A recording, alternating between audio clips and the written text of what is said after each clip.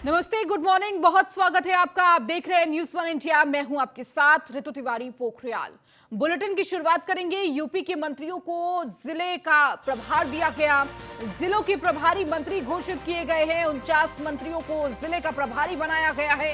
75 जिलों के लिए प्रभारी मंत्री तय किए गए हैं। सूर्य प्रताप शाही को अयोध्या और आजमगढ़ की जिम्मेदारी दी गई है। तो 49 मंत्रियों को जिले का प्रभारी बनाया गया है।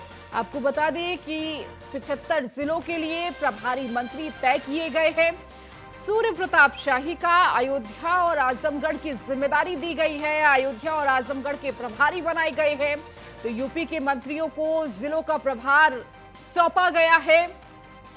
तो अब मंत्रियों की जिलेवार तैनाती की गई है कि किस तरह से उस जिले में क्या कुछ विकास कार्य चल रहा है, इसकी जानकारी मंत्री ले। तो 75 जिलों के प्रभारी मंत्री तय किए गए हैं। सूर्य प्रताप शाही को अयोध्या और आजमगढ़ की जिम्मेदारी दी गई है। तो बड़ी खबर आपको इस वक्त उत्तर प्रदेश से दे रहे हैं। यूपी के मंत्रियों को जिले का प्रभार सौंपा गया। तो 75 जिलों में मंत्रियों की अब नजर होगी। और अधिक जानकारी के साथ हमारे संवाददाता अश्विनी द्विवेदी हमारे साथ जुड़े हुए हैं। उनसे ताजा अपडेट ले लेते हैं। अश्विनी, तमाम मंत्रियों को जिलेवार प्रभारी बनाया गया है। किन किन जिम्मेदारियों को निर्वाह करते हुए नजर आएंगे मंत्री?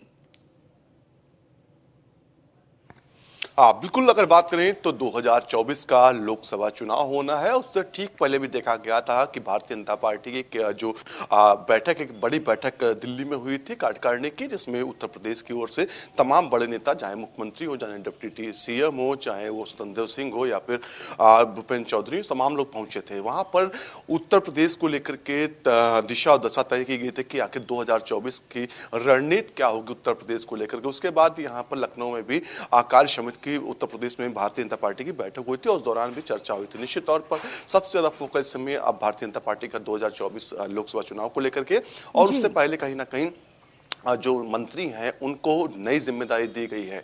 48 मंत्री हैं, 75 जिले हैं जो जो कैबिनेट मंत्री हैं और स्वतंत्र प्रधानमंत्री हैं, उनको दो दो जिलों की जिम्मेदारी दी गई है। और उसी के अंडर में जो राज्य मंत्री हैं उनको एक जिले की जिम्मेदारी दी गई। निश्चित तौर पर कहीं ना कहीं प्रभार वाले जिले अब होंगे। यहीं पर कहीं ना कहीं उनको मंत्रियों को हर सप्ताह जाना होगा, वहां पर जाकर के जनता से रूबरू होना होगा। सरकारी जो योजनाएं होंगी वो उनका लाभ जनता तक पहुंचाना होगा, सरकारी योजनाओं के बारे में बताना होगा। और साथ ही साथ उत्तर प्रदेश सरकार पिछले 5 सालों में क्या कर रही है, केंद्र सरकार पिछले 8 सालों में क्या कर रही है, इन तमाम चीजों को लेकर के जनता को कहीं ना कहीं जागरूक करना होगा। इनको लेकर के लगातार देखा गया, इससे पहले भी देखा गया कि प्रभार दिया गया था जिलों का और मंत्रियों के दौरे लगाए गए थे। बाकायदा मंत्री रिपोर्ट तैयार कर रहे थे और उसके बाद रिपोर्ट मुख्यमंत्री दी जा रही थी। कहीं ना कहीं मुख्यमंत्री हैं वो चाह रहे हैं कि जो सरकारी योजनाएं चल रही हैं उनमें अधिकारी कोई घोलमेल ना करने पाए, जिसके चलते कहीं ना कहीं आज जो है मंत्रियों को जिम्मेदारी दी जाती है। मंत्री बाकायदा वहां की रिपोर्ट बनाते हैं, रिपोर्ट में बताते हैं कि कौन सा अधिकारी कैसा काम कर रहा है, जनता को लेकर के कितनी शिकायतें हैं, इन तमाम बिंदुओं को लेकर के मुख्यमंत्री तक जाते हैं। निश्चित तौर पर भारतीय जनता पार्टी इस चुनावी मूड में पूरी तरीके से आ चुकी है और 2018-19 का जो चुनाव हुआ था उस चुनाव में जिन सीटों पर हार भारतीय जनता पार्टी मिली थी उन सीटों पर सबसे ज्यादा फोकस कर रही है। पश्चिमी उत्तर प्रदेश को लेकर के काफी सजग है भारतीय जनता पार्टी निश्चित तौर पर, क्योंकि सबसे ज्यादा जो हार के सामने पश्चिमी उत्तर प्रदेश में भारतीय जनता पार्टी करना पड़ता, लेकिन उस समय परिस्थितियां दूसरी थी। उस दौरान जो है समाजवादी पार्टी, बहुजन समाज पार्टी एक साथ चुनाव लड़ी थी, जिसके चलते कहीं ना कहीं जो है चुनाव में भारतीय जनता पार्टी का नुकसान हुआ था। निश्चित तौर पर इस बार Bharatiya Janata party full on mood में है और कहीं ना कहीं आज उसका फोकस है 80 की 80 सीटों पर है। जी ठीक है अश्विनी, आप लगातार जुड़े रहिए और भी खबरों पर आपसे अपडेट लेंगे। खबरों में आगे बढ़ेंगे। सीएम आवास पर मिलेटस रात्रि भोज का आयोजन, मुख्यमंत्री योगी आदित्यनाथ ने किया आयोजन। मंत्रियों और वरिष्ठ अधिकारियों के साथ ये डिनर किया गया। दोनों डिप्टी सीएम समेत मंत्री रहे मौजूद। तो मंत्रियों और वरिष्ठ अधिकारियों के लिए डिनर का आयोजन।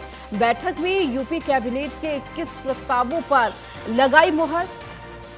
मिलेटस की खेती, प्रसंस्करण एवं उपयोग को बढ़ावा देने के लिए यूपी मिलेटस पुनर्रोद्वारा कार्यक्रम के संचालन के प्रस्ताव को अनुमति। तो मंत्रियों और वरिष्ठ अधिकारियों का ये डिनर, बैठक में यूपी कैबिनेट के 21 प्रस्तावों पर मुहर लगी।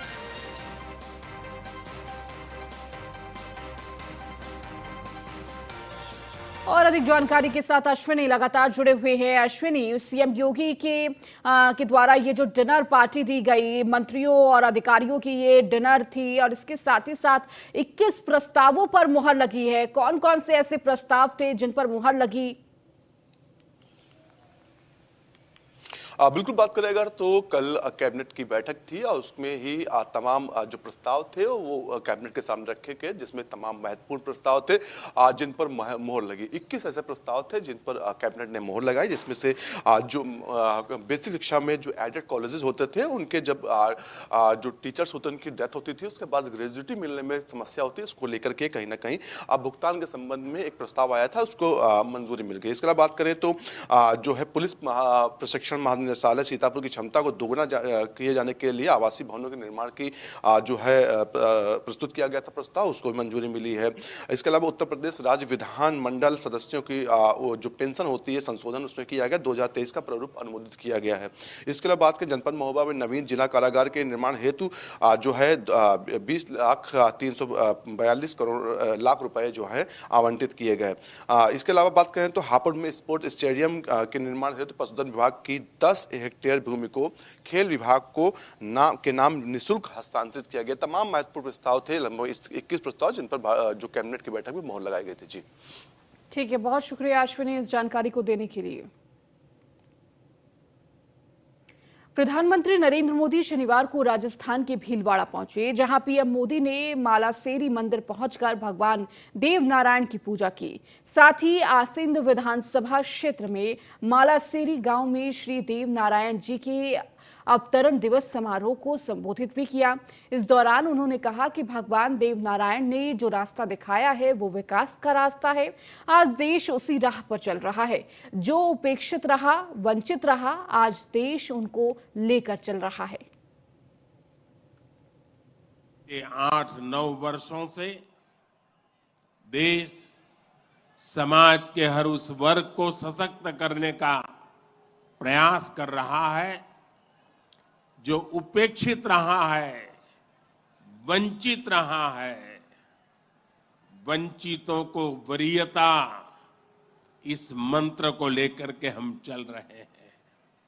आप याद करिए, राशन मिलेगा या नहीं, कितना मिलेगा, ये गरीब की कितनी बड़ी चिंता होती थी। आज हर लाभार्थी को पूरा राशन मिल रहा है, मुफ्त मिल रहा है। बीते 3.5 वर्षों के भीतर देश में जो प्रयास हुए हैं, उसकी वजह से अब 11 करोड़ से ज्यादा परिवारों तक पाइप से पानी पहुंच चुक लगा है। सिंचाई की पारंपरिक योजनाओं का विस्तार हो या फिर नई तकनीक के सिंचाई, किसान को आज हर संभव मदद दी जा रही है।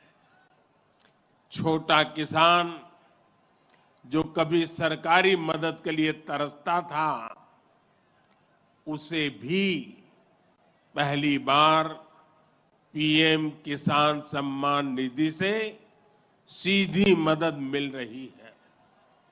यहां राजस्थान में भी किसानों को पीएम किसान सम्मान निधि के तहत 15,000 करोड़ रुपए से अधिक सीधे उनके बैंक खातों में भेजे गए हैं।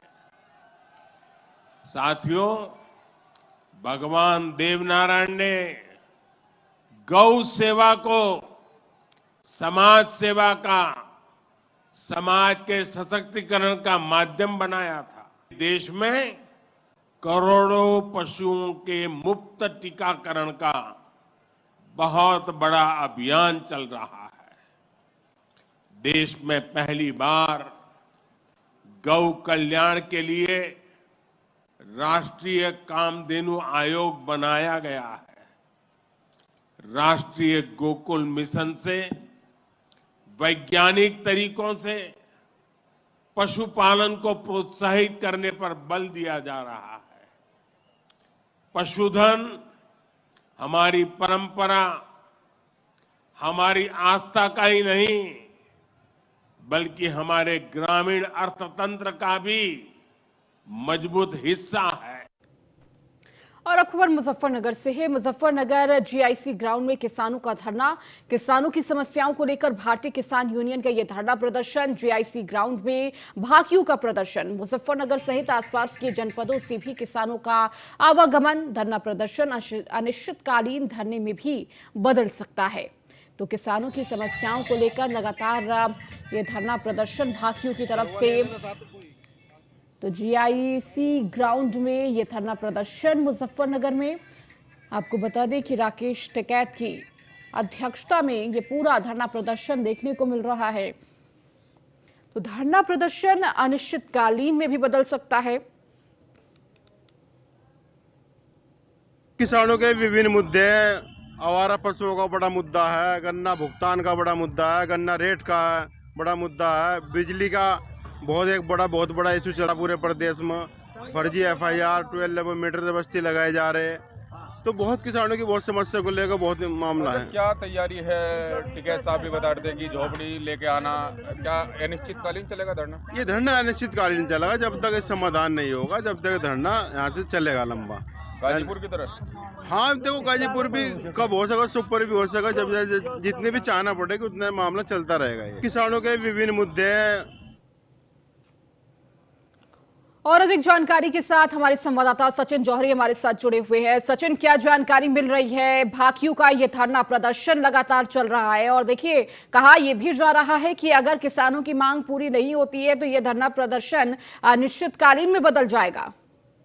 जी बिल्कुल, देखिए कई जो किसानों की समस्याएं हैं उनको लेकर ये धरना शुरू किया गया है और ये अभी अनिश्चितकालीन में बदल दिया गया है।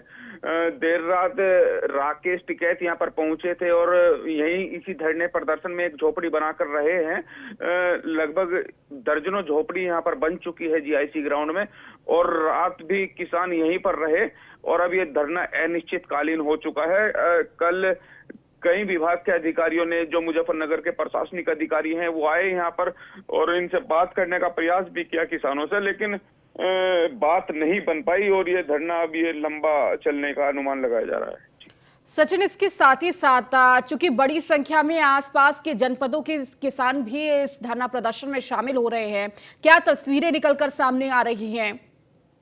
देखिए, जिस तरह से गाजीपुर में धरने की स्वरूप बना था, झोपड़ियां बन चुकी थी, ऐसे ही इस तरह से मुजफ्फरनगर के जीआईसी ग्राउंड में भी रात ये नजारा देखने को मिला है। छोटी छोटी झोपड़ियां बना दी गई है किसानों ने और उसी में जाकर रहे हैं। देर रात लगभग 11-12 बजे राकेश टिकैत वहां पर पहुंचे और जो झोपड़ियां हैं सब में जाकर किसानों से मिले और उनसे कहा कि ये धरना अनिश्चितकालीन चलेगा, अपनी पूरी तैयारी रखें। तो अब फिर से गाजीपुर की तरह एक धरना मुजफ्फरनगर में देखा जा सकता है। जी ठीक है, बहुत शुक्रिया सचिन इस जानकारी को देने के लिए। खबरों में आगे बढ़ेंगे। सिंचाई विभाग की समीक्षा बैठक करेंगे सीएम योगी। सुबह 11 बजे सीएम योगी आदित्यनाथ सिंचाई विभाग की करेंगे समीक्षा बैठक। वित्तीय वर्ष 2022-23 में आवंटित बजट के व्यय की होगी समीक्षा। 5 कालिदास मार्ग लखनऊ के सभा कक्ष में होगी समीक्षा बैठक। सिंचाई विभाग के अफसरों को व्यय को लेकर पड़ सकती है फटकार। इसके साथ ही और विभागों की तुलना में सिंचाई विभाग बजट खर्च के मामले में रहा है सबसे नीचे। तो सिंचाई विभाग के अफसर सीएम की डांट से बचने के लिए रास्ता ढूंढने में जुटे हुए हैं। तो 5 कालिदास मार्ग में ये पूरा सिंचाई विभाग की समीक्षा बैठक आयोजित की जाएगी। तो सुबह 11 बजे का वक्त है जब सीएम योगी आदित्यनाथ सिंचाई विभाग की समीक्षा बैठक लेंगे। और अधिक जानकारी के साथ अश्विनी द्विवेदी हमारे साथ जुड़े हुए हैं। अश्विनी, आज सीएम योगी आदित्यनाथ सिंचाई विभाग की समीक्षा बैठक लेते हुए नजर आएंगे, क्या जानकारी मिल रही है? सिंचाई विभाग के विभाग में क्या कुछ समीक्षा बैठक में रहने वाला है? बिल्कुल योगी आदित्यनाथ समय समय पर तमाम जो विभाग है उनकी समीक्षा करते रहते हैं। समीक्षा के दौरान देखा जाता है कि जो टास्क विभाग को दिया गया था वो टास्क पूरा हो रहा है कि नहीं। साथ ही साथ जो धन आवंटित किया गया था, धन आवंटन को लेकर के जो प्रक्रिया हुई थी, धन कम तो नहीं पड़ रहा या फिर धन का जो व्यय हो रहा है वो बेहतर ढंग से हो रहा है कि नहीं। निश्चित तौर पर आज सिंचाई विभाग क्योंकि सबसे बड़ा विभाग संपत्ति विभाग है और इसके अंतर्गत 17 विभाग आते हैं। निश्चित तौर पर ऐसे में तो सबसे ज्यादा बजट भी इसी विभाग का होता है और ऐसा माना जाता है कि यूपी का सबसे बड़ा विभाग इसे माना जाता है और इसके साथ ही पीडब्ल्यूडी साथ में खड़ा होता है कि दोनों विभाग वो बड़े विभाग होते हैं। निश्चित तौर पर अब समीक्षा जो होगी आज सिंचाई विभाग की होगी, इस दौरान देखा जाएगा कि मुख्यमंत्री द्वारा जो वित्तीय चालू वर्ष 2022-23 में आवंटित बजट जो था उसके सापेक्ष उसके मतलब तुलना में व्यय कितना, जो खर्च कितना हुआ है, उसकी समीक्षा मुख्यमंत्री करेंगे। आज ये सुबह 11 बजे से 12 बजे तक 5 कालिदास पर मुख्यमंत्री समीक्षा करेंगे। निश्चित तौर पर सिंचाई विभाग के अफसरों को व्यय को लेकर के तमाम हड़ताल भी हो सकती है क्योंकि जो धन आवंटित किया गया उसके सापेक्ष जो व्यय था वो कम किया गया, जिसके चलते कहीं ना कहीं तमाम जो परियोजनाएं थी वो लटकी हुई हैं। इससे मुख्यमंत्री कहीं ना कहीं नाराज हैं। जब किसी विभाग के अधिकारी जब मुख्यमंत्री के सामने बैठते हैं तो कहीं ना कहीं मुख्यमंत्री उससे पहले अपना डेटा खुद का लगाया जाते हैं कि आखिर उस विभाग में किस जिले में कौन सी योजना उस विभाग के अंतर्गत चल रही थी और कितना उसकी डेडलाइन थी, क्योंकि सबसे ज्यादा मुख्यमंत्री जो समय सीमा है उस पर ध्यान देते हैं। मुख्यमंत्री का मानना है कि अगर समय सीमा के रहते अगर काम पूरा होता है तो कहीं ना कहीं उसमें धन का जो पैसे का बचत होती है, साथ ही साथ जो वहाँ के लोग होते हैं उनको कहीं ना कहीं जल्द से जल्द फायदा मिलना शुरू होता है। अधिकारी को सीधा निर्देश जो होता है कि कोई भी योजना है उसको समय रहते पूरा किया जाए। निश्चित तौर पर तमाम योजनाओं की भी समीक्षा होगी, साथ ही साथ तमाम अधिकारियों की क्लास लगना तय माना जाता है। ठीक है, बहुत शुक्रिया अश्विनी इस जानकारी को देने के लिए। तो 5 कालिदास मार्ग लखनऊ के सभा कक्ष में ये आयोजन किया जाएगा समीक्षा बैठक। सीएम योगी ने की वार्षिक बजट के खर्च की विभागवार समीक्षा बैठक के बाद सीएम योगी आदित्यनाथ ने दिए दिशा निर्देश। योजनाओं के अनुरूप बजट के लिए अपना प्रस्ताव तैयार भेजे तो 25 करोड़ जन आकांक्षाओं के अनुरूप होगा नया बजट। तो बजट प्रस्ताव में लोक कल्याण संकल्प पत्र के बिंदुओं का समावेश करें। विभाग की मांग के अनुरूप ही बजट प्रावधान किया जाए। ये सुनिश्चित करें कि आपका प्रस्ताव वास्तविक हो, जितनी आवश्यकता हो उतनी ही डिमांड करें। विभाग स्तर पर भी खर्च की समीक्षा की जाए। संबंधित मंत्रीगण भी अपने विभागीय स्थिति की समीक्षा करें। बजट प्रावधान तय करते समय विभाग के प्रदर्शन को भी दृष्टिगत रखा जाए।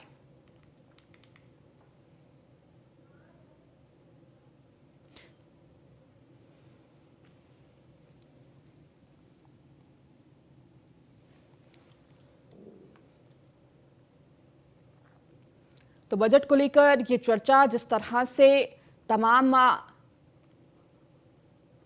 वायदे किए गए थे उनको भी शामिल किया जाए विभागवार, जिस तरह से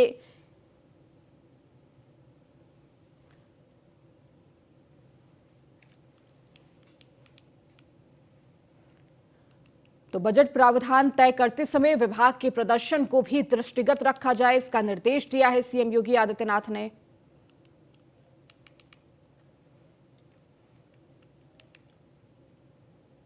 आम बजट पेश होने में कुछ दिन ही बचे हैं। सरकार का आम बजट पर पूरा ध्यान है। वित्त मंत्री निर्मला सीतारमण ने 1 फरवरी 2023 को आम बजट पेश करेंगी। इस बार आम बजट से व्यापारियों से लेकर नौकरी पेशा वर्ग तक सभी को बहुत उम्मीदें हैं। सभी की नजरें आम बजट पर है। वहीं आम लोगों के जीवन में इसका क्या कुछ असर पड़ेगा और आम आदमी इस आम बजट में सरकार से क्या कुछ चाहता है, आपको सुनाते हैं। देश का आम बजट पेश होने वाला है। ऐसे में देश के आम लोगों की काफ़ी उम्मीदें सरकार से हैं, लेकिन ऐसे में ऑटो वाले क्या सोचते हैं, उनको सरकार से क्या कुछ और बेहतर चाहिए, हम जानने की कोशिश करते हैं। आप लोग लगातार ऑटो चला रहे हैं, देश का आम बजट पेश होने वाला है, क्या कुछ आप लोगों की उम्मीदें हैं, क्या बेहतर किया जा सकता है? हम लोग का स्टैंड हो, सम्मानित जिंदगी हो, सीएनजी में कुछ छूट हो। 42 रुपये सीएनजी थी भी 1 साल पहले, आज 80 पहुँचा दिया। किराया वहीं है। स्पेयर पार्ट इतने महंगे हो गए हैं, जो नट बोल्ट 2 रुपये का था आज 10 रुपये का है। जो ऑयल 150 लीटर था 300 लीटर है। रोड टैक्स, परमिट, सबके टैक्स बढ़ गए। जो टायर 800 का था आज 1600 टायर है। यही बात है सर, महंगाई बढ़ती जा रही दिन पर दिन। तो चक्की की तो पीसने वाले हैं जी, जो चीज़ पहले 600 की थी 1300 की हो रही है। जो काम 100 रुपये का लेवल होता था 300 हो गया। जो चीज़ 40 रुपये थी 140 रुपये लीटर आज 295 रुपीज़ लीटर होगी। हम क्या कर सकते हैं? हम तो जैसे गवर्नमेंट करेगी हम तो उसके हिसाब से चलते हैं। हम छोटे आदमी हम क्या बोल सकते हैं? केजरीवाल ने धोखा दिया है हमें तो, सब ऑटो वालों को। जिस हिसाब से उसने ऑटो वालों को ये कहा था कि ऑटो वाले चलेंगे जब भी सीएनजी बढ़ेगी तभी रेट बढ़ाएंगे, हैं? अब सीएनजी 40 की जगह 80-81 रुपए पड़ती है हमें। केंद्र सरकार तो सही कर रही है जो कुछ कर रही है। आप लोग ऑटो चलाते हैं, केंद्र सरकार आम बजट पेश करने वाली है, बजट से काफी उम्मीदें रहती है, क्या कुछ बेहतर हो सकता है? आज के टाइम में 80 रुपये 82 रुपये गैस हो गए, डबल हो गया, और किराया वो देते नहीं है। पब्लिक जो भी है वही पुराने रेट देती है आज के टाइम में भी, कि इतने में हम जाते थे इतने में ही जाएंगे, इससे ज़्यादा देंगे ही नहीं जी। चलो जी कोई बात नहीं, मजबूरी में क्या करें जी, बच्चे पालना, गाड़ी का 500 रुपये का किराया निकालना गैस का निकालना, घर का निकालना, इस चक्कर में चलो जी करते रहते हैं। अभी मीटर पे भी पैसे नहीं बढ़े, ये हो रहा था कि मीटर पे पैसे बढ़ेंगे, मीटर तक पे पैसे नहीं बढ़े। अगर मीटर पे कुछ पैसे बढ़ जाए तो हम तो मीटर से ले आने को तैयार हो जाएं। ज़्यादातर सवारी मिलती है वो कहती है मीटर से चलो, मीटर से चलो। अब मीटर से कहाँ से हिसाब आएगा बताइए आप खुद, इतनी महंगाई। सीएनजी के रेट्स में कमी होनी चाहिए, कमी होनी चाहिए, या फिर मीटर पे पैसे बढ़ने चाहिए। 10 रुपये किलोमीटर पहले भी था जब 42 रुपये गैस थी, आज 80 रुपये गैस, आज भी 10 रुपये किलोमीटर है। बिल्कुल साफ तौर पे आप दिल्ली के ऑटो वालों को सुन रहे थे कि किस तरीके से तमाम जो परेशानियां हैं वो कहीं ना कहीं ऑटो वालों को झेलनी पड़ती हैं, और केंद्र सरकार से कई उम्मीदें भी हैं जो इस आम बजट में ऑटो वाले चाहते हैं कि उसमें बदलाव भी हो। देश का आम बजट पेश हो रहा है, ऐसे में लोगों की क्या कुछ उम्मीदें सरकार से हैं, हम जानने की कोशिश करते हैं।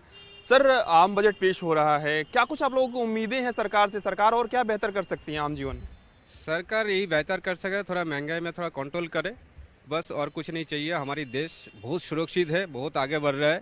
हमारी बाहर में भी, विदेशों में भी जितना इज्जत मिल रहा है, हमें इतना इज्जत मिले, और मोदी जी को हम बड़ी बड़ी सलूट मारते हैं। आपको लगता है कि महंगाई बढ़ी है या महंगाई जो है वो कंट्रोल हुई है? नहीं, महंगाई में हर देश में जितना महंगाई है उससे हमारी इंडिया बहुत फास्ट है, उतना महंगाई हमारे इंडिया में नहीं है। जैसे पाकिस्तान में देखो, पाकिस्तान में कितना महंगाई है, भूखमरी में चल रहा है। सबसे ज़रूरी चीज़ तो खाने पीने की चीज़ें हैं, सब्जियां हैं, फल है, वो तो मिडिल क्लास से भी बाहर जा रहा है। उसका इतनी महंगाई हो गई है, सोचना पड़ता है क्या लें क्या ना लें। तो basic thing is food. I think so they should focus on food, yes sure. और सस्ता करना चाहिए ज़रूर, मतलब सब्जियां, फल, अनाज भी। अनाज तो वैसे भी सब्सिडाइज करती ही है गवर्नमेंट, लेकिन फिर भी जो फल और सब्जियां हैं वो भी, उस पर थोड़ी सी कटौती लगानी चाहिए महंगाई पे। सरकार भी वैसे भी अच्छी व्यवस्था में चल रही है, और टैक्स से रिलेटेड मैं बात करूं तो आम नागरिक के लिए या जो हायर इनकम वाले हैं सबके लिए टैक्स में रिबेट मिला है, डिस्काउंटेड है, पहले से कम हो गई हैं। आप परसेंटेज अब देखेंगे तो पहले 10, 20, 30 था, वो अब उन्होंने 5, 10, 15, 20 ऐसा करके स्लैब बना दिया है। तो मेरे हिसाब से आज के तारीख में ये सरकार बहुत बढ़िया काम कर रही है। सरकार से यही ज़्यादा दरख्वास्त है कि कॉलेज की सीटें या कॉलेज के ऊपर जैसी भी पढ़ाई का जो भी एजुकेशन से हम रिलेटेड ही बोल सकते हैं, काइंड ऑफ सीटें और बढ़ाए, कॉलेज से और भी ज़्यादा कॉलेजेस बढ़ाए। क्योंकि जैसे कि हम लोग यहाँ पे स्टूडेंट्स कोचिंग में इतनी ज़्यादा फीस दे के पढ़ने आते हैं, लेकिन फिर एट दी एंड जब हमें जॉब नहीं मिलता, और साथ ही साथ सरकार भी हमारे एजुकेशन पे इतना ध्यान नहीं दे रही। हम चाहते हैं इस साल और ज़्यादा एजुकेशन पे और ज़्यादा बजट बढ़ाया जाए। क्या कुछ शिक्षा के क्षेत्र में और सरकार बेहतर कर सकती है? आप क्या कुछ सरकार से मांग करते हैं? बहुत कुछ बेहतर कर सकती है, और मांग तो यही रहेगी, सीटें बढ़ेंगी तो फिर और भी लोग एजुकेटेड रहेंगे। और क्या ऑनलाइन ज़्यादातर हर चीज़ ऑनलाइन ही हो रही है, कोविड के बाद से हर चीज़ ऑनलाइन हो गई, तो ऑनलाइन ही ज़्यादातर चलना चाहिए। और डिजिटल के मामले में तो रोज़ डिजिटल तो हर सेकंड टेक्नोलॉजी आगे बढ़ रही है, तो हमें भी उस तरीके से काम करना पड़ेगा। अच्छा, नई शिक्षा नीति भी सरकार लेकर आई है। आपको लगता है कि पिछले जो पाठ्यक्रम होते थे, जिस तरीके से पहले पढ़ाई होती थी, उसको बदलने की जो जरूरत है वो वक्त की मांग है? हाँ, वो जरूरी है। साफ तौर पे आप इन युवाओं को सुन रहे थे, इन छात्रों को सुन रहे हैं कि किस तरीके से तमाम जो परेशानियां हैं वो इन युवाओं को, इन छात्रों को भी होती है। इसको ध्यान में रखते हुए भी कहीं ना कहीं सरकार को जो बजट है वो लाना चाहिए, और शिक्षा क्षेत्र में ज़्यादा से ज़्यादा भी ध्यान जो है वो देना चाहिए। वीडियो अनीस के साथ पीयूष तिवारी,